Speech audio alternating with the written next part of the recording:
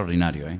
Es un libro, no es un profeta, no es un guerrero, no es un gran orador, pero sí tenía una característica fundamental, y es que era un gran organizador, un gran motivador.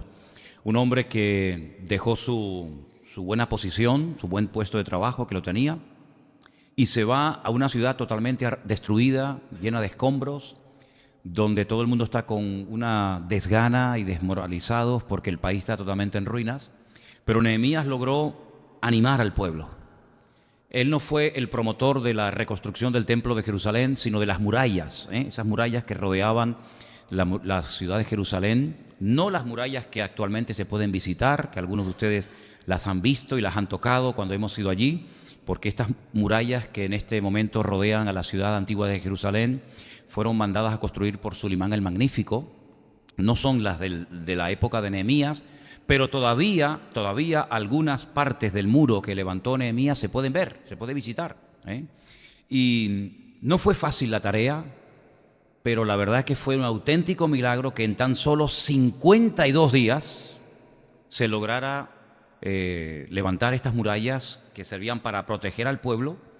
Y todo el libro de Nehemías habla acerca de los inconvenientes, de los problemas, de las luchas, de las dificultades, también de las puertas abiertas que el Señor abría para que Nehemías pudiera poner en práctica esta carga, este sentir que él tenía en su corazón de ayudar a su pueblo.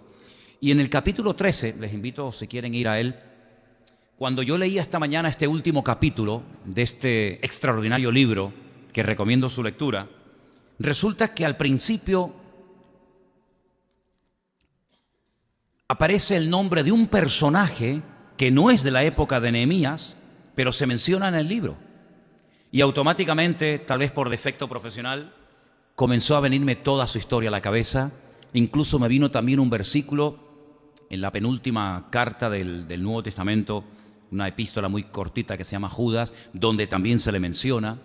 Y vamos a hablar un poquito acerca de este personaje siniestro. Su nombre en español, en la versión Reina Valera, es Balaam. En hebreos es Bilán. Después lo vamos a ver, porque incluso hasta de su propio nombre podemos aprender cosas tremendas, y lo vamos a analizar en esta tarde.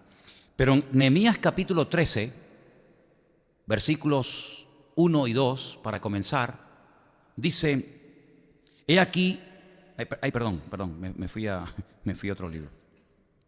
En aquel día se leyó el libro de Moisés, la Torá, los primeros 5 libros de la Biblia, y oyéndolo el pueblo,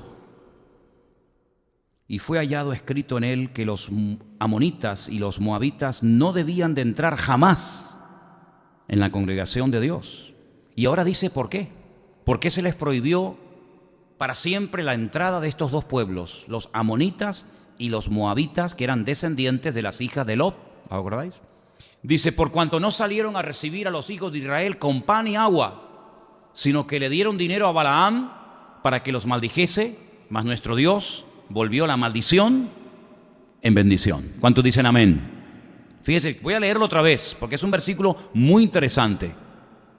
La razón por la que esta gente no podía entrar nunca a la casa de Dios, al templo, es porque no habían salido a recibir a los hijos de Israel, ¿verdad?, cuando venían de Egipto, con pan y con agua. Tampoco tenían que recibirle con un gran manjar, pero por lo menos tener el detalle de darles pan y agua, ya que venían de un largo viaje de 40 años para poder entrar en la tierra prometida, y seguramente venían cansados y sedientos y hambrientos. Dice que en vez de hacer eso, lo que hicieron fue contrataron a un pseudo profeta llamado Balaam para que maldijera a ese pueblo. Y lo intentó hacer, pero dice que en las 3 o 4 ocasiones que intentó hacerlo desde lo alto de una montaña, cuando él lanzaba palabras de maldición contra el pueblo, automáticamente cambiaban, y lo que hacía es que bendecía en vez de maldecir al pueblo. Entonces aquí vemos una estrategia muy interesante. No es pelear cuerpo a cuerpo, no es decir, bueno, vamos a atacarles con armas, con escudos, con lanzas, con jabalinas, con flechas, sino hay una estrategia diferente, es hacer un mal uso del poder que tienen las palabras. Sabemos que en la Biblia a la palabra se le da mucha importancia. Por supuesto, la palabra de Dios, lo primero. El poder de Dios está en su palabra. Pero Dios le ha dado al ser humano la capacidad de comunicarse, de poder construir frases, palabras, pensamientos. Incluso la Biblia es un gran milagro de ver cómo el hombre, utilizando esa capacidad que tiene de poder comunicarse, ha logrado plasmar por escrito las palabras de Dios y todo lo que Dios quiere que el hombre sepa en la actualidad.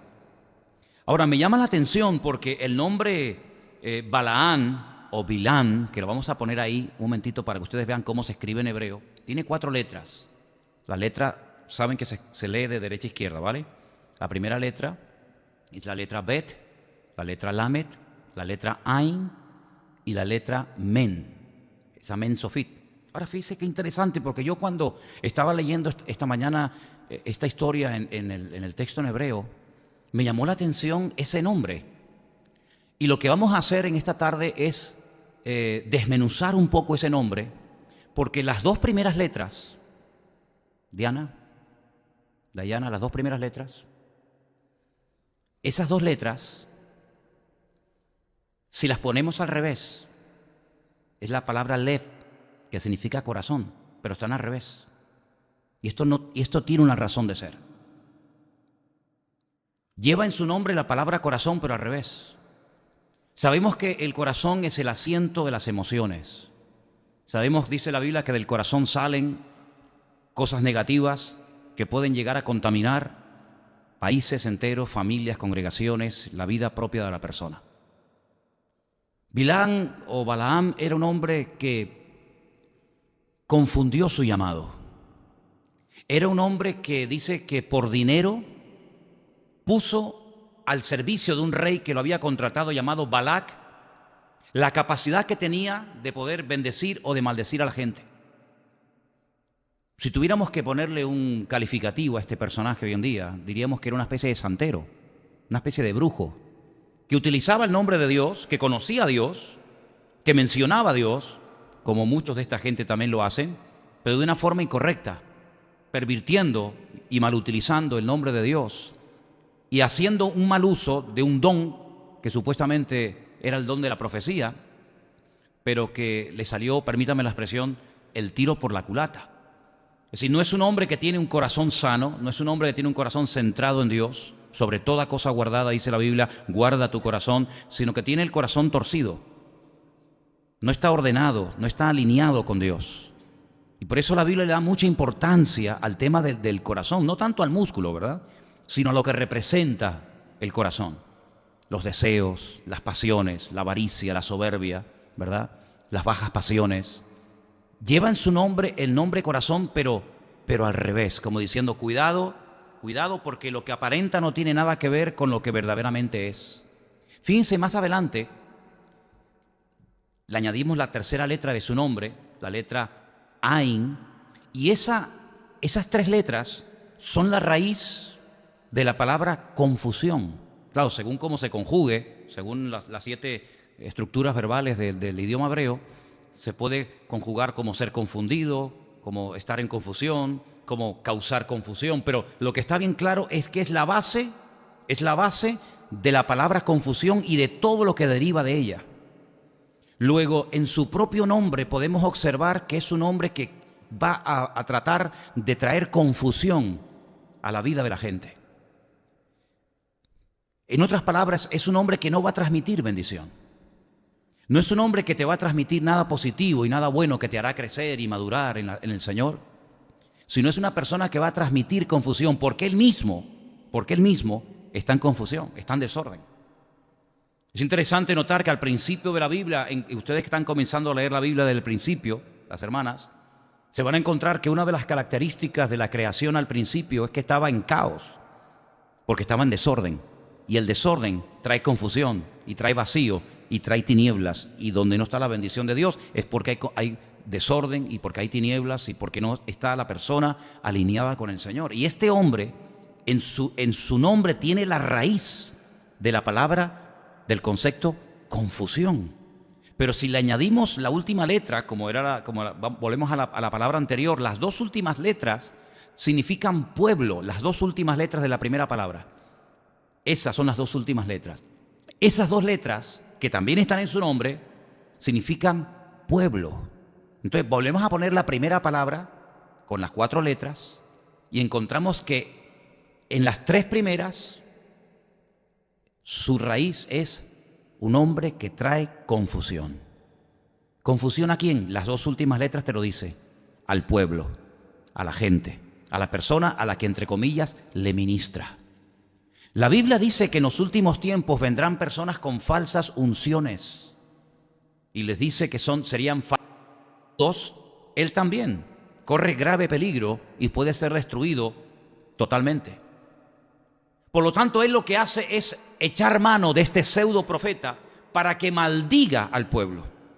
Pero no solamente para que maldiga al pueblo, para que lance maldiciones que afecten la vida espiritual del pueblo, sino que además lo que hace es que se introduzca en el pueblo e intente enseñar algo que es tremendamente destructivo en cualquier sociedad. De hecho, hay imperios que han caído porque han entrado en un desorden, en una promiscuidad sexual sin precedentes. Ahora, desde los tiempos del diluvio, fíjense bien, desde los tiempos del diluvio, donde no era el principal, pero uno de los grandes problemas que había en aquella sociedad y en aquella generación fue la promiscuidad sexual, los pueblos se cuidaron mucho de caer en esta trampa, porque sabían que una de las causas de la destrucción universal producida por el diluvio fue la promiscuidad sexual, el desorden, el desmadre. Por lo tanto, cuando Balaán aparece en escena, lo que él está tratando es de llevar a la gente al pasado, a ese desorden, porque ellos saben perfectamente que a Israel no se le puede vencer de ninguna manera en el campo de batalla, ni en las montañas, ni en el valle, de ninguna forma, porque Dios está con ellos y porque otros enemigos y pueblos más poderosos que Balac han caído. Por lo tanto, él le contrata, lo soborna, él acepta el dinero. Cuidado, porque en los últimos tiempos dice que algunos predicarán, sí, pero cuidado, pero por ganancia deshonesta. Lo harán pero por dinero. Lo harán porque si dejan de predicar son unos desgraciados que no tienen nada que hacer en la vida, pero utilizando el púlpito o el título de pastor, de obispo, de reverendo, apóstol o de lo que sea, se pegan la gran vida, pero si dejaran de hacer eso, serían unos desgraciados que no tienen ni dónde caerse muertos. Y esto es lo que hace Balaán. Balaán dice, bueno, yo quiero aprovecharme de la situación y si tengo que maldecir, maldigo. En otras palabras, yo voy a predicar, yo voy a pronunciar las palabras que él me está pidiendo que yo pronuncie. Y es interesante notar, porque una de las señales de los últimos tiempos es que muchos predicarán lo que la gente en el fondo quiere oír. Y por eso muchas veces proliferan y tienen mucho éxito lugares donde acuden multitudes de personas, pero porque no se sienten en ningún momento aludidos. En ningún momento se sienten confrontados con su desorden. ¿Por qué? Porque la persona que está predicando, la persona que está exponiendo el mensaje, en el fondo lo que está haciendo es endulzar los corazones y los oídos. Y no está trayendo verdadera palabra de Dios que confronta y redarguye, sino lo que está haciendo es decir lo que la gente en el fondo quieren oír. Que ustedes van a ser prosperados, que van a ser bendecidos, que todo le va a ir de maravilla, que el Señor está con ustedes, que nadie le podrá hacer frente en todo lo de tu vida. Y manipulan la Escritura mencionando solamente las promesas, pero olvidándose de que a veces hay un precio que pagar, que es el ponerse en orden, vivir en santidad, vivir en obediencia, para que esas promesas se hagan realidad en nuestra vida. ¿Me explico, hermanos? Ahora, en este capítulo que les acabo de mencionar en esta tarde, se menciona a Balaán como una persona que intentó maldecir al pueblo. ¿Existirá gente hoy en día así? ¿Habrá gente hoy en día que tal vez no conozcamos personalmente, o a lo mejor sí, cuyo objetivo es maldecir, tratar de dividir tu matrimonio, tratar de arruinarte la vida y de meterte en unos líos que no sabes ni de dónde vinieron ni cómo salir de ellos? Te puedo asegurar que sí, querido hermano y amigo. Te puedo asegurar que así como hay gente que son personas utilizadas por el Señor, que vienen para traer palabra y vienen y Dios los pone en tu camino para ayudarte a crecer y a madurar, te puedo asegurar de que también hay muchísima gente que se ha prostituido espiritualmente hablando, y hasta por dinero o sin necesidad de recibirlo, lo que pretenden es traer maldición y desastres a los pueblos. No es nada nuevo, ni estoy diciendo ninguna cosa nueva, cuando digo que muchísimos reyes y políticos y emperadores y César, etcétera, etcétera, a lo largo de la historia han tenido siempre en su corte, siempre han tenido alrededor de ellos a estos magos, astrólogos, adivinos, sátrapas, santeros, curanderos, etcétera, etcétera, para que les ayudaran a obtener grandes batallas, para que les protegieran de males espirituales que pudieran afectarles en su vida diaria, etcétera, etcétera. Incluso hasta el día de hoy, muchísimos grandes políticos y grandes estadistas de la humanidad, de la historia, tienen a su turno, a su lado el brujo de turno que les echa las cartas, que les pronostica lo que va a pasar, lo que no va a pasar, lo que tiene que hacer y lo que no tiene que hacer. Y es un mundo tenebroso. Es un mundo real, pero dice la Biblia que nosotros, los hijos de Dios, no tenemos que tenerle ningún tipo de temor, ni a ellos, ni al que está detrás de ellos, porque el que está en nosotros es mayor que el que viene contra nosotros. Es real, pero no tenemos que tener ningún temor, siempre y cuando, escuche bien, subrayo, siempre y cuando usted esté bien alineado con el Señor, siempre usted esté viviendo en santidad, en orden, en obediencia y en victoria, y siempre y cuando usted verdaderamente sea un hijo de Dios que ama al Señor y que lo tiene a Él en su corazón. Si usted no anda en orden, usted puede ser vulnerable en cualquier momento contra estas acechanzas del diablo, dice la Escritura en Efesios capítulo 6. Ahora, quiero que vengan conmigo al libro de Números, el capítulo 22, donde se nos relata la historia de este personaje. Ahora, déjenme que les diga algo mientras lo van buscando. En Números capítulo 22 y en otros pasajes, se nos da más información sobre Balaán que, por ejemplo, sobre muchos apóstoles. Se habla más en la Biblia de Balaán que, por ejemplo, de Tomás o de Santiago, o incluso de María, la madre de Jesús, o de su padre José. Sí, hay tanta información sobre este personaje, porque hay tantas cosas que tenemos que aprender de aquí, que vamos a leerlo tranquilamente en esta noche. Números capítulo 22. Dice el versículo 1: partieron los hijos de Israel y acamparon en los campos de Moab. Moab hoy en día es Jordania, ¿vale? Israel, cuando venía del sur, no entró directamente por el sur de Israel, sino que dio un rodeo y se metió por el este, y del este quería entrar cruzando el río Jordán a la tierra prometida. Entonces dice que se acamparon en los campos de Moab junto al Jordán, enfrente de Jericó. Es muy bonito cuando vamos a Israel. Yo llevo a los grupos al sitio exacto donde las tribus de Israel pasaron por el río Jordán, y automáticamente usted, hasta el día de hoy, enfrente ve la ciudad de Jericó. Si usted tiene Jericó enfrente suya, usted está aquí en el río Jordán, y aquí detrás de usted está Moab, o lo que hoy en día es Jordania. Y ese texto, cuando usted lo lee allí, pues lo entiende mucho mejor porque lo ve realmente como era, ¿no? Versículo 2 dice: y vio Balac, hijo de Zippor, todo lo que Israel había hecho al amorreo. Ahora, me llama la atención, fíjate qué curioso. Le llamó la atención a él lo que le había hecho al amorreo. ¿Y por qué no mencionan lo que le había hecho Israel, por ejemplo, a los egipcios? Porque lo que Israel le hizo a los egipcios, en comparación a lo que le hizo a los amorreos, no tiene nada que ver. A Egipto lo dejó destruido, arruinado completamente. Mira, hasta el heredero, el hijo del faraón, murió. Las cosechas quedaron destruidas, los campos quedaron arrasados, la ganadería quedó prácticamente destruida, arrasada. El país quedó totalmente destrozado. ¿Por qué no se queda sorprendido por lo que Israel le hizo al egipcio, sino que se queda sorprendido por lo que le hace al amorreo? Bueno, primeramente, lo que Israel le había hecho cuando estuvo en Egipto fue hace 40 años. Para Balac era algo que había pasado hace mucho tiempo. Y en segundo lugar, no le afectaba tanto, porque desde donde están ahora hasta Egipto hay mucha distancia. Parece que hay ciertas cosas en la vida que, como no nos afectan, no nos ponen nerviosos. Pero cuando vemos que se acercan, y nosotros también podemos ser vulnerables y podemos ser víctimas de esos problemas, como que perdemos un poco la calma.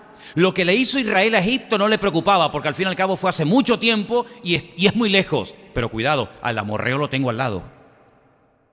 Cuando vemos el hambre en otros países, bueno, decimos pobrecitos niños, ¿no? Qué lástima, cómo tienen esas barriguitas hinchadas, o cómo se mueren, o cuando vemos, ¿verdad?, las guerras en Siria o en cualquier otro país, decimos, pobre gente, cómo sufren. Pero como nos pilla tan lejos, ¿verdad?, estamos tan lejos, pues ahí seguimos con esa cosa tremenda de estar viendo la televisión y comiendo y viendo todas esas desgracias, ¿no? Ay, amigo, pero si la guerra y el grupo Daesh o ISIS estuviera aquí enfrente de la isla, enfrente que vivimos, o estuviera aquí en nuestra isla, qué diferente veríamos las cosas, ¿verdad? Pero como las vemos tan lejos, decimos, pobrecitos, ¿no?, los que están allá. Como cuando ocurre un terremoto, un tsunami, una desgracia. Bueno, aquí estamos tan bien, ¿verdad? Pero ahora Balac, cuidado, dice, cuidado, que ahora ya no están lejos. Cuidado que ahora, esto no hablo de hace 40 años, estoy hablando de lo que le hizo Israel al amorreo, que es mi vecino, y vienen a por mí. Versículo 3. Moab tuvo gran temor. Ahora sí, ¿no? Ahora tienes temor. Claro, ahora ves el lobo, ahora ves las orejas del lobo, ahora te pones asustado. Ay, amigo. Tuvo gran temor a causa del pueblo porque era mucho. Se angustió Moab a causa de los hijos de Israel. Y dijo Moab a los ancianos, escuchen esto, le dijo a los ancianos de Madián, ahora lamerá esta gente todos nuestros contornos como lame el buey la grama del campo. El buey, la vaca, es el único animal que cuando pasta arranca todo. No es como la oveja que come por arriba y deja la raíz, sino que la vaca cuando come hierba lo arranca todo, la raíz y todo. Y él compara a Israel con esos animales que arrasan de raíz con todo. Dice, ahora lamerá esta gente todos nuestros contornos como lame el buey la grama del campo. Y ahora viene un dato muy interesante, dice, y Balac, hijo de Zippor, era entonces rey de Moab. No lo cambies. ¿De dónde era Balac rey? De Moab. Pero al principio del versículo dice, le dijo Moab a los ancianos de Madián. Bueno, aquí hay dos pueblos diferentes, ¿eh? Madián es una cosa, Madián es un país, un pueblo, y Moab es otro país. Yo no sé cómo está usted de conocimiento de la Biblia, pero usted puede llegar a la conclusión de que estos dos pueblos, Moab y Madián, se odiaban, se mataban entre ellos. Pero ahora tienen un enemigo en común. Ahora Madián y Moab tienen que unirse porque el enemigo Israel es más fuerte que los dos. Por lo tanto, si seguimos peleándonos entre nosotros, tanto tú como yo, vamos a ser destruidos. Lo que vamos a hacer es llevarnos bien, hacer una especie de pacto de no agresión y unirnos porque viene un enemigo más fuerte que nosotros, que es Israel, y como no nos unamos, nos van a destruir. Después hablaremos de esto. ¿Por qué se unió a Madián y no se unió, por ejemplo, a otro pueblo? Vamos a verlo después. Versículo 5. Por tanto, envió mensajeros a Balaam, hijo de Beor, en Petor, que está junto al río en la tierra de los hijos de su pueblo, para que lo llamasen diciendo, un pueblo ha salido de Egipto y he aquí cubre la faz de la tierra y habita delante de mí. Ahora, vamos a pararnos en este texto. Él envía mensajeros a este personaje siniestro llamado Balaam, que dice que es hijo de un tal Beor, y lo manda a Petor. ¿Por qué menciona el sitio donde él vivía? ¿Qué más da donde viviera Balaam? ¿Por qué menciona Petor? Miren, a usted le suena la palabra cambista, ¿verdad? ¿Sí o no? Dice la Biblia que cuando Jesús entró al templo, ¿sí o no?, estaban allí ¿quiénes? Los cambistas. ¿Y quiénes eran los cambistas? Eran personas muy solicitadas porque eran personas que tenían continuamente mucho trabajo, porque la gente cuando iba a comprar o a vender mercancías tenían que cambiar a los cambistas las monedas, ¿verdad?, para poder comprar o vender mercancías. Y entonces en hebreo la palabra cambistas es la palabra shulhan, shulhaní, que viene de la palabra shulhan, que significa mesa. Ellos se ponían en una mesa y ahí tenían las distintas monedas que cambiaban a la gente cuando venía de otros pueblos y que querían comerciar o comprar o vender mercancías. Pero esa palabra Petor es una palabra aramea que viene de la palabra Petorá, que significa cambista o significa mesa. Petor, el pueblo donde él vivía, es el nombre de a lo que él se dedicaba. Era un hombre, Balaam no era un desconocido. Fíjese quién lo quiere contratar. Lo quiere contratar un rey. Si un rey quiere contratar a un santero, tiene la capacidad y el poder económico y la autoridad para contratar al mejor, ¿sí o no? ¿Sí o no? No va a contratar a un mequetrefe que nadie lo conoce, a alguien que dice, bueno, ¿y este quién es? No, este no.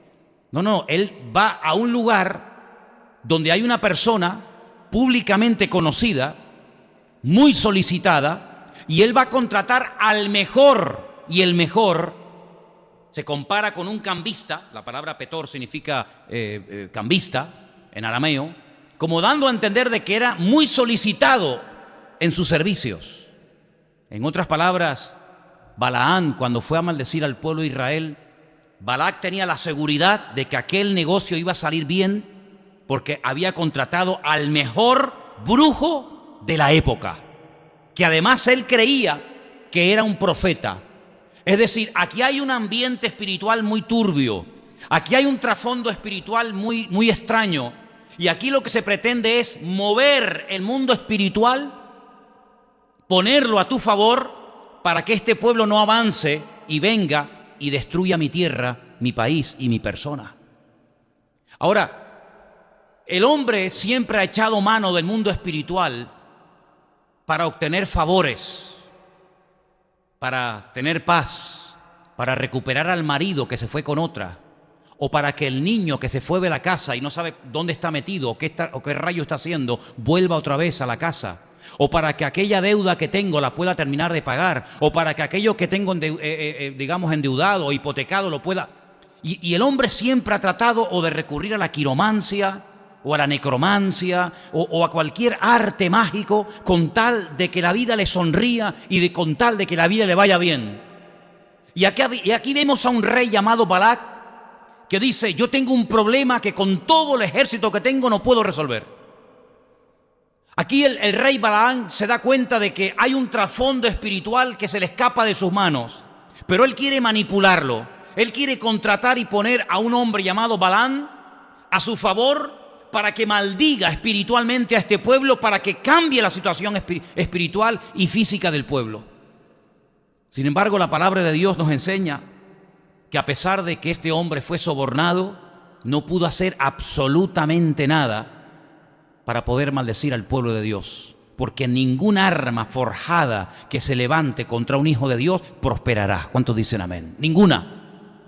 Ahora usted tiene que partir de la base, lo creas o no, sí, lo que tú crees en este sentido no afecta a la realidad. Hay otras cosas que sí, pero en este sentido, lo que te voy a compartir ahora, lo creas o no lo creas, la realidad sigue siendo la misma. El mundo espiritual es tan real como la silla en la que usted está sentado en esta noche. Es más, este mundo en el cual vivimos es simplemente una sombra de una realidad que sus ojos no ven, pero que es tan real como la silla que usted está sentado en el día de hoy. ¿Por qué? Porque el mundo espiritual en la Biblia es perfectamente descrito para que no seamos tan torpes, para que no seamos ignorantes y nos demos cuenta de que incluso hasta el Dios en el cual creemos los cristianos se mueve en un mundo espiritual que no vemos. Nosotros creemos por fe, no por vista. Por eso la Biblia dice que somos bienaventurados, porque bienaventurados son los que creyeron y no vieron. Nosotros creemos en un Señor Jesucristo que decimos que ha cambiado nuestra vida, pero que nunca hemos visto. Nosotros creemos en un cielo y esperamos ir a un cielo que nunca hemos visto. Nosotros creemos en un infierno, en una condenación eterna que no hemos visto, pero que creemos por fe que existe. Nosotros creemos en ángeles que nunca hemos visto, aunque yo una vez vi uno, pero que son tan reales como la vida misma. Y por lo tanto lo que estamos viendo en este pasaje, en esta noche, es que este rey sabe perfectamente que si uno logra moverse en ese terreno espiritual y ponerlo a tu favor, él cree que puede obtener grandes victorias. Pero nunca nadie que se ha metido en el mundo tenebroso de la brujería, de la hechicería y de todas estas artes mágicas, nunca ha salido bendecido, sino siempre ha salido peor de lo que entró. Porque el diablo es un ladrón que aparentemente le da a la persona lo que quiere, pero que después te pasa la factura y nunca jamás el hombre tiene capacidad de pagarle la factura al diablo. Porque es un ladrón que viene a hurtar, a matar y a destruir. Puede ser que durante un tiempo te sonrían las cosas y, ay, mira, lo recuperé. Ay, qué bien, pude conseguir aquello. Ay, qué bien, pude conseguir aquello otro. Pero no te olvides de que el precio que tendrás que pagar a corto y a largo plazo va a ser terrible. Terrible. Y el diablo no perdona, porque el único que puede perdonar es Dios. El diablo es castigador, el diablo es cruel y el diablo jamás te va a perdonar una deuda que tú le debas. Nunca, jamás. Solamente Dios tiene la capacidad de poder perdonar. Ahora, nosotros estamos leyendo en el capítulo 22, versículo 5, y hay una expresión muy interesante y dice: por tanto envió mensajeros a Balaán, hijo de Beor, en Petor, que está junto al río en la tierra de los hijos de su pueblo, para que lo llamasen, diciendo, para que lo llamasen. En hebreo dice likrolo, es decir, te estoy llamando para ti. Sería una traducción muy extraña. No solamente mando mensajeros o personas para que te llamen y me hagas este favor, sino que te estoy llamando para ti. Eso no tiene ningún sentido en español. Pero se parece mucho a aquel llamado que Abraham recibe cuando le dice el Señor, Lej Leja. ¿Os acordáis de aquel mensaje hace tiempo? Lej Leja, sal para ti. En español dice, sal de tu tierra, punto. Pero en hebreo dice, sal para ti, como diciendo, si sales tú mismo vas a ser el bendecido. Es decir, sal porque el beneficio de salir es para ti, no es para mí. Y aquí está haciendo ese juego de palabras el rey Balac con Balaam. Y le dice, te estoy llamando para ti, es decir, tú vas a ser el beneficiado. Indirectamente le está diciendo que no solamente va a recibir una gran suma de dinero, sino que va a ser honrado, va a ser querido, va a ser reconocido. Es decir, te estoy llamando para tu propio beneficio, como diciendo, el favor no me lo estás haciendo tú a mí, sino que yo te estoy haciendo a ti un favor, llamándote para ti mismo. Es como una cosa extraña de entender, pero creo que con la explicación que estoy dando se puede entender, ¿verdad? Te estoy llamando para bendecirte, te estoy llamando para ayudarte. A cambio de, ten cuidado con los que te ofrecen el oro y el moro y después ni el moro, ni el oro, ni nada. Ten cuidado con esas ofertas muy atractivas que se te van los ojos. Oye, me acaban de ofrecer un trabajo. Voy a ganar 4.000 euros mensuales por 10 horas a la semana. 14 pagas al año. Cuidado. Nadie da duros por pesetas, se decía antiguamente. Algunos no saben ni lo que estoy hablando. Pero no te creas las ofertas que vienen, todo a cambio de nada. Aprenda inglés en 3 días sin esfuerzo. Mentira. No vas a aprender inglés ni en 3 días ni en 30 años. Además, con el poco cabeza que tú tienes. En la vida cristiana, el que viene a ofrecerte todo a cambio de nada, no le hagas caso, te está mintiendo. Llámese apóstol, pastor, reverendo, obispo, me da igual. Venga adelante, yo le voy a poner las manos, oro por usted y usted mañana va a ser bendecido y prosperado. Mentira, mentira. ¿Por qué no te dice que te pongas en orden, que dejes a la querida, que pagues lo que debes, que no mientas, que no robes, que no vivas en adulterio, en fornicación? ¿Por qué no te lo dicen? Porque si te lo dicen, te das media vuelta y te vas. Pero los que vienen a ofrecerte todo a cambio de nada, panes y peces, comida y bendición para todo, no pasa nada, venga adelante, oramos por usted y Dios lo va a bendecir. Cuidado, cuidado. Había momentos en los que al mismísimo Señor Jesucristo se le iba la gente, al mismísimo Señor Jesucristo, el mejor predicador, el mejor evangelista, el mejor pastor, el mejor maestro de la época, la gente se le iba ofendida porque no le hacía gracia lo que estaban escuchando y se lo decían al maestro. Así que te estoy llamando para hacerte un favor. Cuidado, cuidado, pon todo en la balanza, ora, porque lo que suena muy bonito, si no oras y consultas con el Señor, se entiendas ni lo veas ahora. Balaam fue e intentó maldecir al pueblo. Derramaba sangre, siempre en todo tipo y derramaba.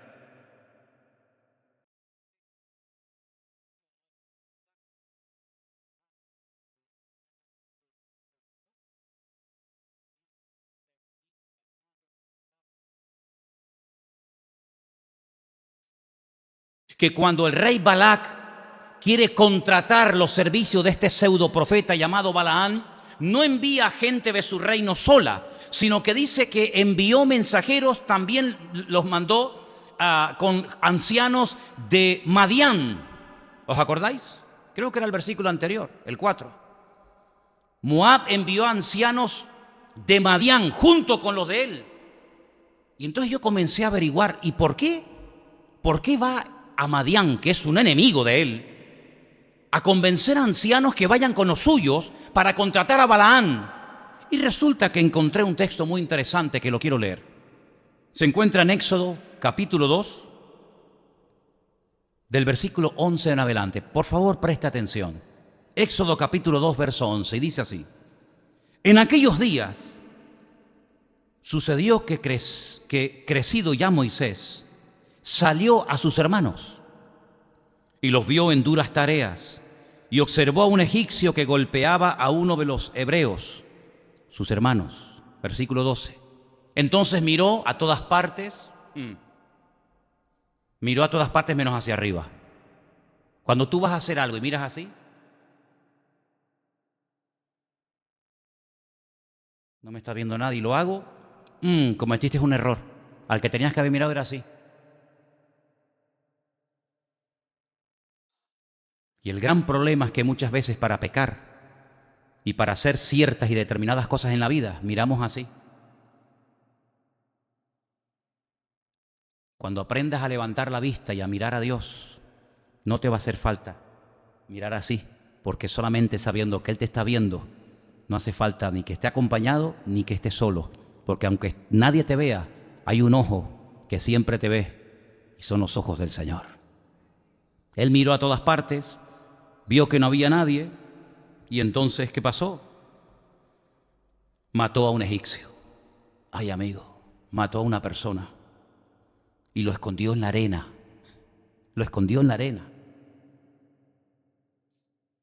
Pero vamos a ver, ¿tú te crees que por esconder a un egipcio en la arena, Dios no lo va a encontrar? ¿Dios no sabe lo que ha pasado aquí? ¿Tu pecado va a pasar desapercibido? Qué tremendo, ¿no? Qué tremendo. La Biblia nos enseña, estoy preparando un mensaje sobre eso, que la vida de algunas personas están escritas en la arena, otras personas están escritas en piedra. Ahora pueden entender por qué el Señor escribía en la arena, porque dice la Biblia que hay algunas personas que su vida está escrita en la arena y otro está escrito en piedra, pero eso es un tema para otro día. Pero dice que al mirar de todas partes, mató al egipcio, lo escondió en la arena, y al día siguiente, 24 horas más tarde, salió y vio a 2 hebreos que reñían. Entonces dijo al que maltrataba al otro: ¿por qué golpeas a tu prójimo? Y él le respondió: ¿quién te ha puesto a ti por príncipe y juez sobre nosotros? ¿Piensas matarme como mataste al egipcio? Entonces Moisés tuvo miedo, amigo, y dijo: ciertamente esto ha sido descubierto. Verso 15. Oyendo Faraón acerca de este hecho, procuró matar a Moisés, pero Moisés huyó delante de Faraón y habitó en la tierra de Madián. Ay, ahí está otra vez. Hemos leído en Números 22 que los ancianos de Moab se juntaron con los ancianos de Madián para ir a contratar a un tal Balaán, hijo de Beor, que vivían peor. Y entonces resulta que Moisés, cuando mata al egipcio y huye al desierto, donde se refugia durante 40 años, y allí se casa, y allí es muy conocido porque se casa con un sacerdote que vivía en Madián llamado Jetro, resulta que él huye a un lugar del desierto llamado Madián.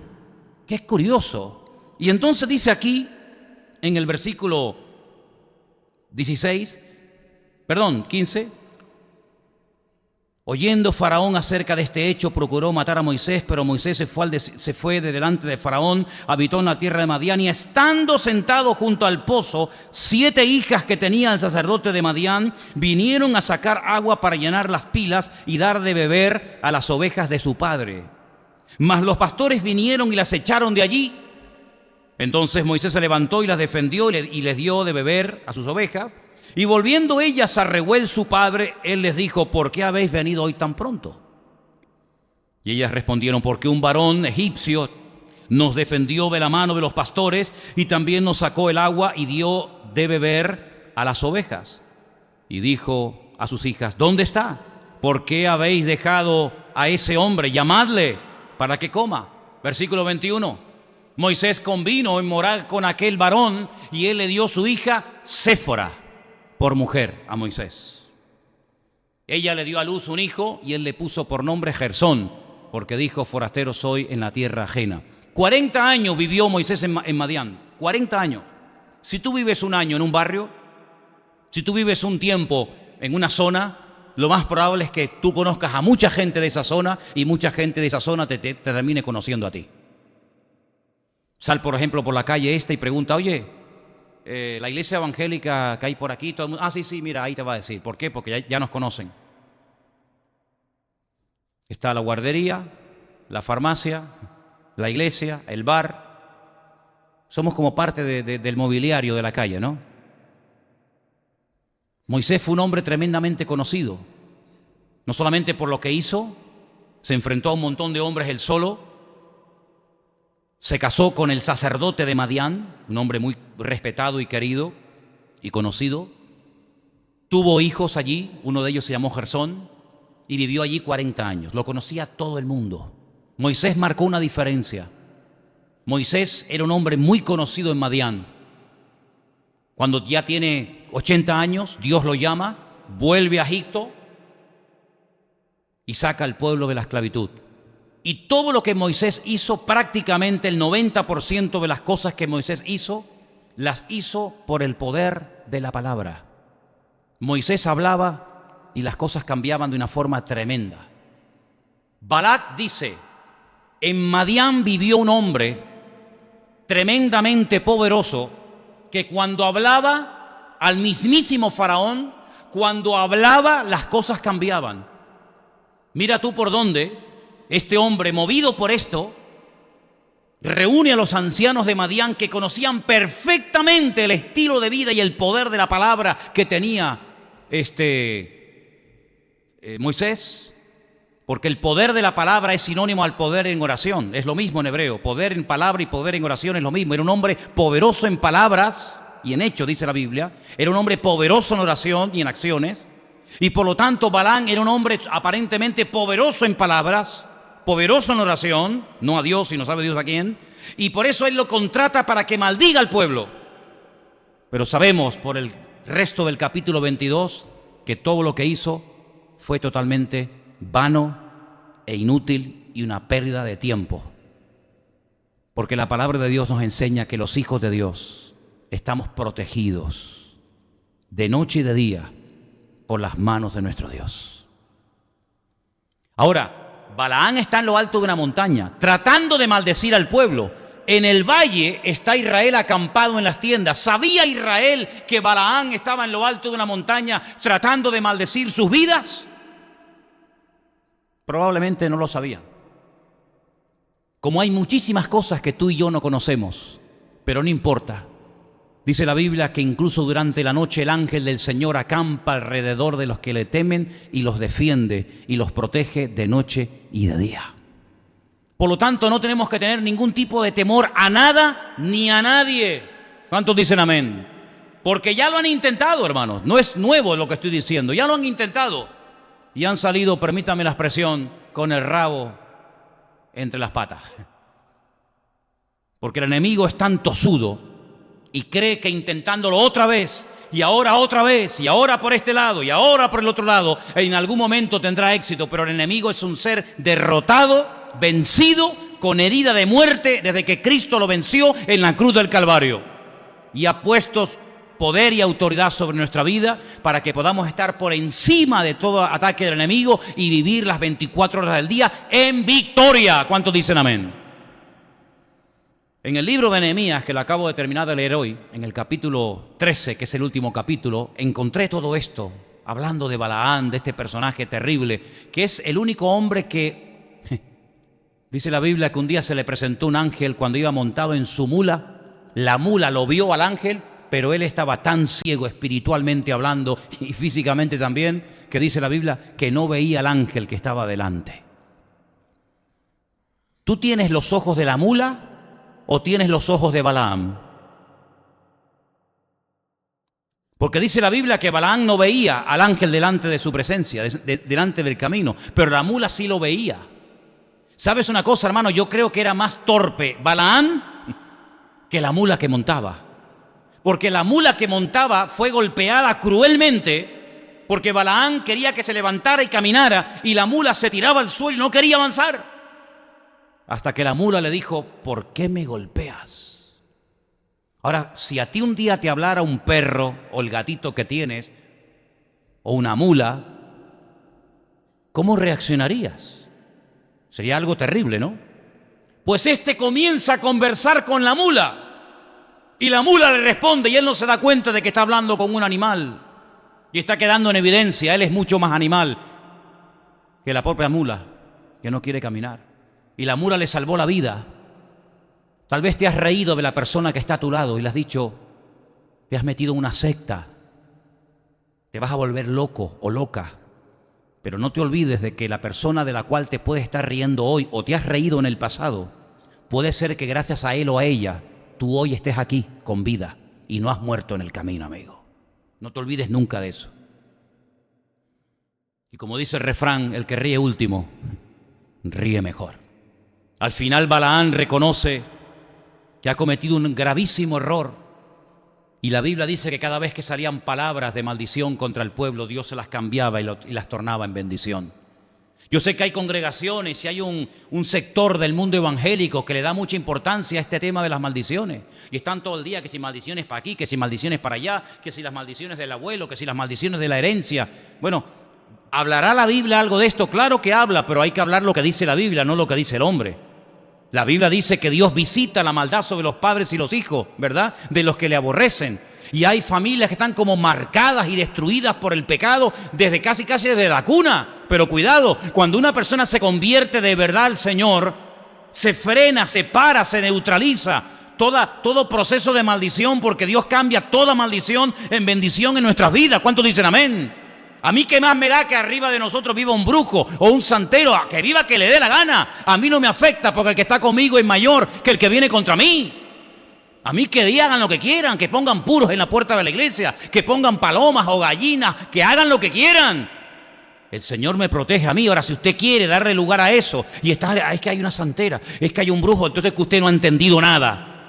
Porque el poder de Dios es el poder verdaderamente real, que protege y que estará con nosotros siempre, todos los días, hasta el fin del mundo. Así que déjese de diablo y san diablo y brujo y tal, porque, hermano, el que está con nosotros es mucho mayor que todas esas vainas. ¿Cuántos dicen amén? Ahora, en el libro de Nehemías, y termino, quiero que vuelvan conmigo al capítulo 13, si no les importa. No solamente se habla de este personaje siniestro llamado Balaam o Bilam, sino que en el versículo 3 se habla acerca de algo muy importante que tuvieron que hacer, y fue separarse de ciertas y determinadas personas. Ay, amigo, yo me acuerdo cuando mi madre, sobre todo, las madres ustedes saben que son muy especiales, sobre todo las madres de Canarias, que parece que sus hijos nunca han roto un plato, los malos son siempre los demás. Mi niño no, mi niña no, eso mi niño y eso mi niña nunca lo hará. Los demás sí, pero mi niño y mi niña no. Mi madre decía: no te juntes con malas compañías porque te pueden echar a perder. Y las madres de esos chicos le decían: no te juntes con este desgraciado que vas a terminar peor que él. Pero para mi madre las malas compañías eran las otras. Y el que echaba a perder a los demás era yo. A mí no me echó a perder nadie, yo me eché a perder solo, ¿sabe?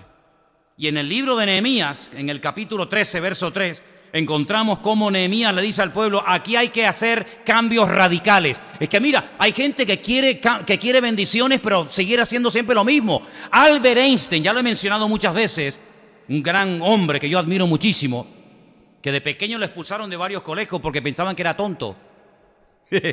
Madre mía, tonto.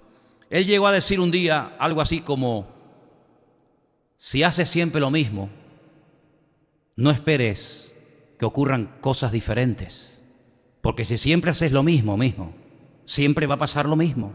Si quieres un cambio, el primero que tienes que cambiar de vida eres tú.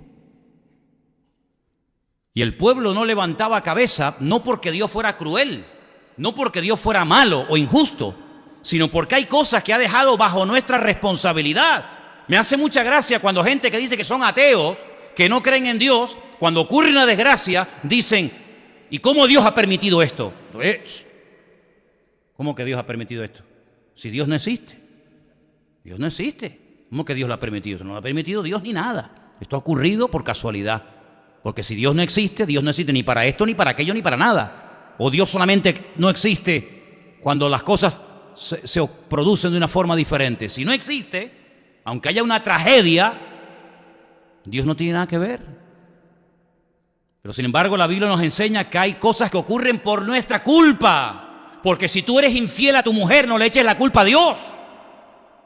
Si tú te pones en una carretera borracho a 200 kilómetros por hora, no le eches la culpa a Dios.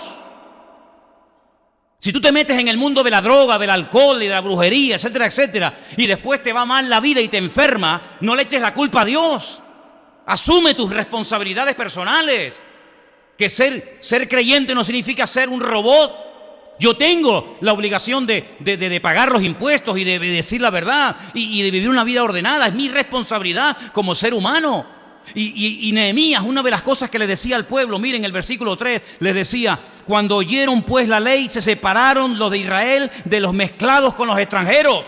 Es decir, en aquellos tiempos estaba totalmente prohibido que ustedes, pueblo de Dios, emparenten, se casen, tengan relaciones con otros pueblos que les van a terminar contaminando a ustedes. Yo, saben que lo he dicho muchas veces, y es una cosa misteriosa. ¿Cómo es posible que una manzana podrida eche a perder 100? Es que es una cosa increíble, porque bueno, pero son 100 contra una. ¿No pueden las 100 hacer que la podrida se sane? Pues no pasa eso.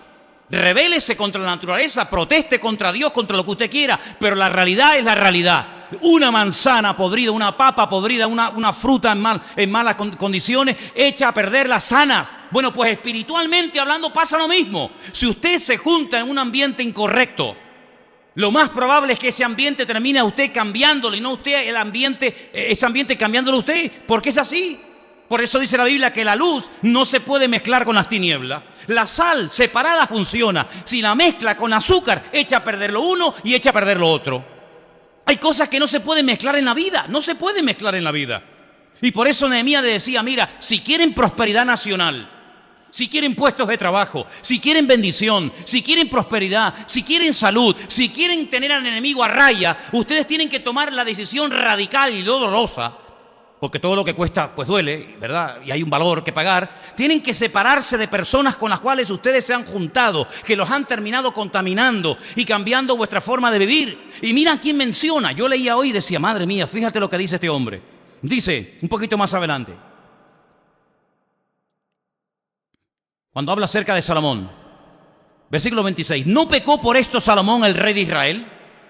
Fíjate quién menciona, un hombre sabio, un hombre tremendo, hijo del rey David. ¿No pecó Salomón al hacer esto?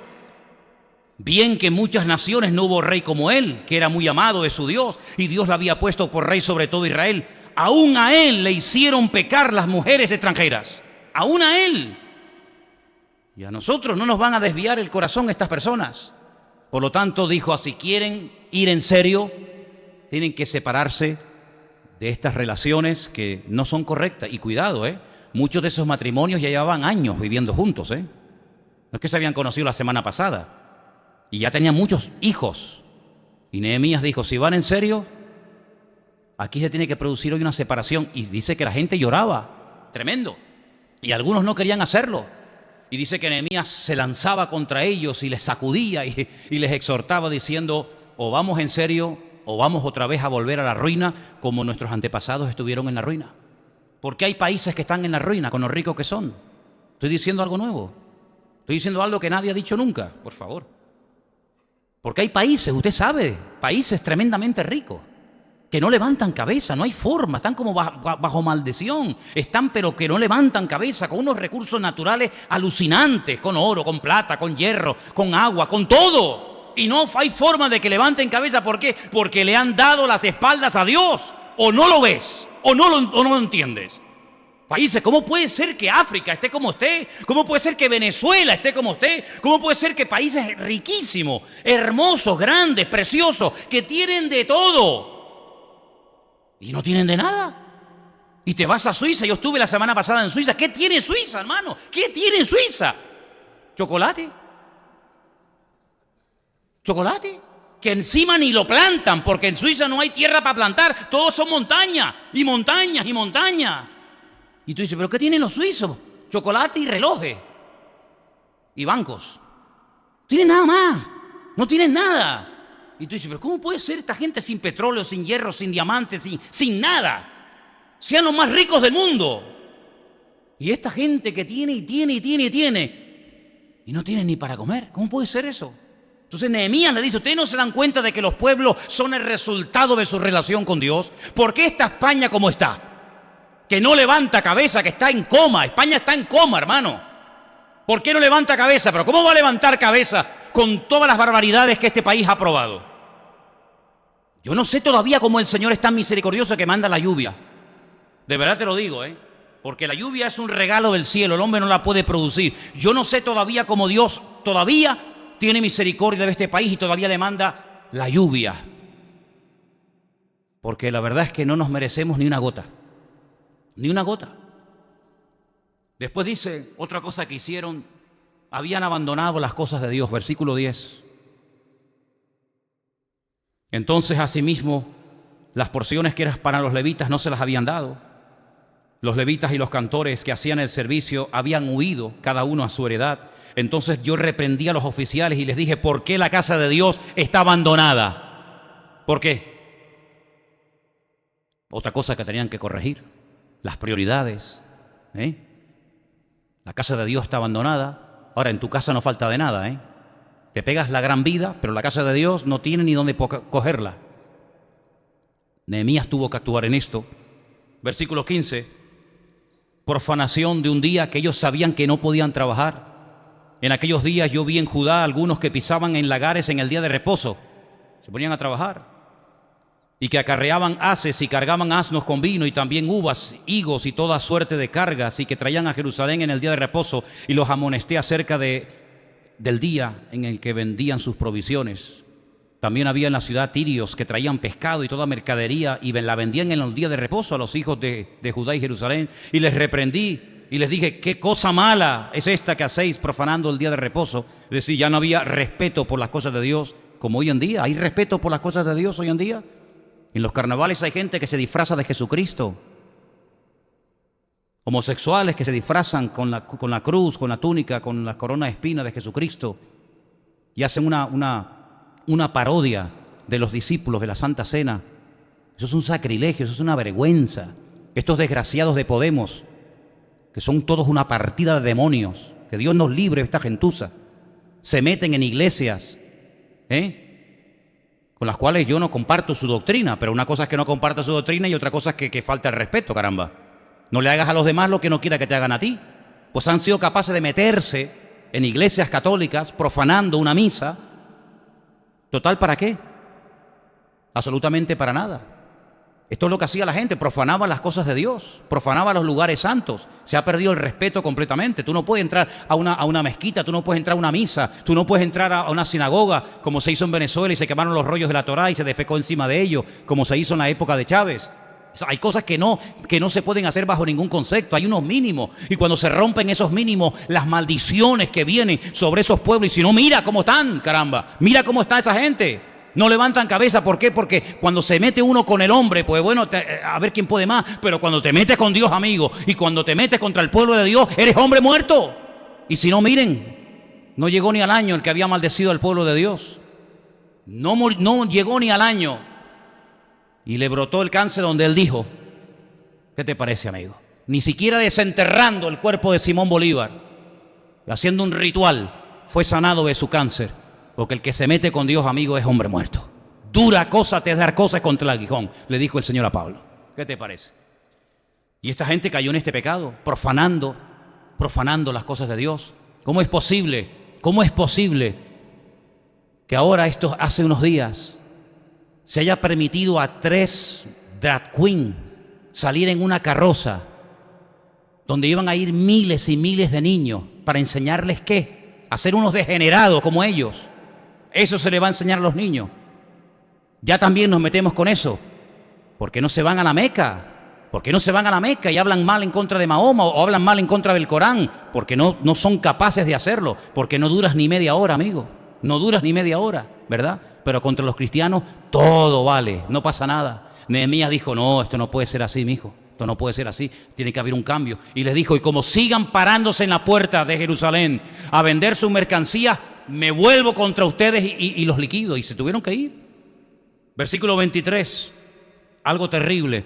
Vi asimismo en aquellos días a judíos que habían tomado mujeres de Asdod, amonitas y moabitas, y la mitad de sus hijos hablaban la lengua de Asdod, porque no sabían hablar judaico, sino que hablaban conforme a la lengua de cada pueblo. Estaban perdiendo su identidad, que es lo que está tratando el mundo hoy en día, de quitarles la identidad a nuestros hijos, de quitarles la identidad a los seres humanos. Y todos se tienen que vestir así, y tienen que hablar así, y tienen que hacer esto, y tienen que hacer aquello, tratando de manipular, ¿verdad? Cambiando la identidad. Ya no sabían ni hablar el idioma de la Biblia, ya no sabían leer las Escrituras, porque ya estaban tan acostumbrados a vivir entre inconversos que hablaban hasta como inconversos. Y cuando el mundo afecta nuestro modelo, nuestro estilo de vida, nuestra filosofía, cuando nuestros hijos ya hablan y visten y opinan y actúan como la gente del mundo, tenemos un gravísimo problema, porque tal vez no nos hemos metido en el mundo, pero el mundo se nos ha metido en nosotros. ¿Qué es lo que estaba pasando en aquellos días? Dice, ya ni hablar saben, ya no saben ni hablar, ni leer la Escritura. Y finalmente, en el versículo 30 dice, los limpié pues de todo extranjero y puse a los sacerdotes y levitas por sus grupos, a cada uno en su servicio, y para la ofrenda de la leña en los tiempos señalados y para las primicias. Termina diciendo, acuérdate de mí, Dios mío, para bien. En otras palabras, puso a cada uno en su sitio. Pero saben, en el libro de Nehemías hay varios nombres que son muy repetitivos y son enemigos del pueblo. Uno era Sanbalat, ¿os acordáis? Tipo terrible. El muro que están levantando, si se sube una zorra lo va a tumbar. Y ustedes están levantando el muro para rebelarse contra el rey. ¿Sí? Una persona que solamente venía a meter cizaña, a desacreditar al siervo de Dios, en este caso Nehemías. Una persona que venía a traer desánimo. Sanbalat, uno de ellos. Otro, Tobías. ¿Se acuerdan? Tobías era terrible. Vamos a hablar porque tenemos que dialogar. Y Nehemías decía, yo contigo no tengo nada que hablar. Yo estoy haciendo la obra de Dios. Y yo no me voy a parar para hablar contigo. ¿De qué voy a hablar yo contigo, Tobías? De nada. Saben, en el capítulo 13, léanlo después si quieren tranquilamente en casa, van a encontrar que el sacerdote principal de Jerusalén, le había hecho una casa. Déjeme que lea este versículo y termino. Ya lo digo en serio. Versículo 4. El sacerdote Eliasib, cuyo nombre significa Dios restaura en hebreo, un nombre muy bonito, siendo jefe de la cámara de la casa de nuestro Dios, había emparentado con Tobías. Ay, amigo. Y le había hecho una gran cámara en la cual guardaban antes las ofrendas, el incienso, los utensilios, el diezmo del grano, del vino, del aceite, que estaba mandado dar a los levitas, a los cantores, a los porteros y tal. Le había hecho una casa al desgraciado en la casa de Dios. A Tobías. Es decir, sacó todo lo que tenía que estar allí, los diezmos, las ofrendas, los candelabros, en fin, todo lo necesario para el servicio de la casa de Dios, lo sacó y le dijo a Tobías, no, vente a vivir aquí, te hacemos una casa. Y dice que tenía una gran cámara, tenía una estancia, una gran habitación, y se había acomodado el enemigo dentro de la casa de Dios. Pero ¿cómo puede ser esto? ¿No tendremos que vigilar de vez en cuando nuestras vidas, nuestros hogares, para ver si Tobías se nos ha metido dentro?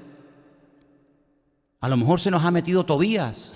A lo mejor se nos ha metido un enemigo dentro de casa. Y papá, mamá, a lo mejor ni te has dado cuenta.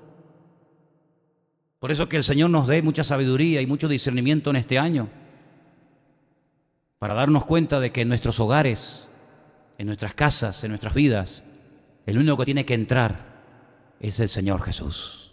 Su palabra, su presencia y su Espíritu Santo. Y en el momento en que haya un Tobías, en el momento en el que haya un enemigo, algo contrario al Señor, yo tengo que sacarlo de aquí. Porque mi casa tiene que ser un lugar donde haya bendición. Y para que la bendición esté, tiene que haber orden en mi casa. Por eso yo lo dije el año pasado y lo vuelvo a decir hoy. Dé una vueltita por la casa. A lo mejor hay alguna cosita en casa que dice, bueno, ¿y esto qué pinta aquí? Este panzudo gordo, calvo, feo, ¿este quién es? No, este es Buda. Usted no tiene que estar aquí. Este tipo no representa nada bíblico. Lea la vida de Buda, lea su filosofía, lea lo que es el budismo, contacto con los demonios, así de claro, amigo. Fuera de aquí. Tal vez tiene usted ahí una cruz de Caravaca, y esto que es ni cruz, ni vaca, ni nada. Compre una vaca, es mejor que la cruz que le va a traer esto. Los elefantes de la suerte, caretas y amuletos de África. No, son souvenirs que compré cuando estuve en Mozambique, cuando estuve en Angola, cuando estuve en Kenia, me traje una careta. Pero tú no sabes quién es esto. Tú no sabes que esos son espíritus y demonios que adoran en esos países, que para nosotros los europeos, para nosotros los occidentales, los del primer mundo son souvenirs, pero que para ellos son sus ídolos. Es como si tú le llevaras vírgenes y santos a ellos, pues ellos te las venden a ti como si fueran souvenirs, pero son sus ídolos. ¿Tú no te das cuenta de eso, amigo? Entonces, ¿cuántas veces somos tan ingenuos que no nos damos cuenta de lo manipulables que somos y nos abrimos a lo malo y lamentablemente a veces nos cerramos a lo bueno? Hermanos, que Dios nos ayude para que en este año nuestra vida sea una vida de bendición y sea una vida ordenada. ¿Cuántos dicen amén? Cierra tus ojos, por favor, ahí donde estás. Yo sé que han sido muchas cosas en esta tarde, muchos textos, Usted puede escuchar este mensaje después si quiere en internet, ahí queda grabado. Medite en él, lea después detenidamente las citas, los versículos. Y que Dios nos ayude, de verdad, hermanos, que el Señor nos ayude a poner en práctica su palabra. Cuida la vida de tu hija. Cuida la vida de tu hijo, porque tú eres el responsable de tus hijos. No la iglesia, no el colegio, no la sociedad. Tú, papá y mamá, ¿dónde están tus hijos esta tarde? ¿Dónde están? ¿Con quién están? ¿Qué están haciendo? Es tu responsabilidad por la cual tendrás que rendir cuenta delante de Dios. Después no te quejes, no te lamentes, no llores después. Es mejor que llores ante la presencia de Dios ahora, intercediendo y clamando por ellos y por ellas, que el día de mañana, por no haberles dedicado tiempo, llores las lágrimas del cocodrilo. Pídele al Señor sabiduría como padre, como madre. Tanta falta necesitamos de sabiduría. Que Dios nos guarde durante todo este año 2018, de todo el bombardeo que estamos recibiendo cada día, tratando de que nos comportemos y vistamos y hablemos y actuemos como el mundo. Que Dios guarde nuestra forma de hablar. Que Dios guarde nuestras casas. Porque si fracasas en la casa, has fracasado en todo, amigo. Que el Señor nos ayude a ponerle a Él en primer lugar. Que el Señor nos proteja de enemigos que sutilmente se quieren meter en nuestras vidas. Y antiguamente tenían nombre y apellido según la Biblia. Hoy en día son tal vez enemigos virtuales que entran a través de un móvil, a través de un ordenador, ¿sabe Dios qué?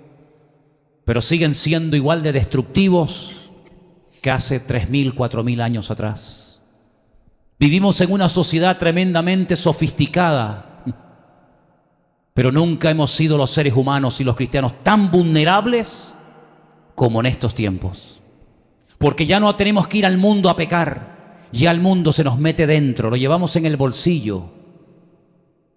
Y en cualquier momento salta un Tobías, salta un Sanbalat y se nos mete nuestro estilo de vida y nos condiciona y nos manipula y nos absorbe nuestra vida. Señor, ayúdanos en este año 2018 que recién comienza a ponerte a ti en primer lugar en nuestra vida y a no tener temor de nada ni de nadie, porque cuando confiamos en ti, tú has prometido cuidarnos todos los días hasta que vengas a buscarnos, Dios. Recibe la gloria y la honra en esta noche, mi Señor, en el nombre soberano de Jesús.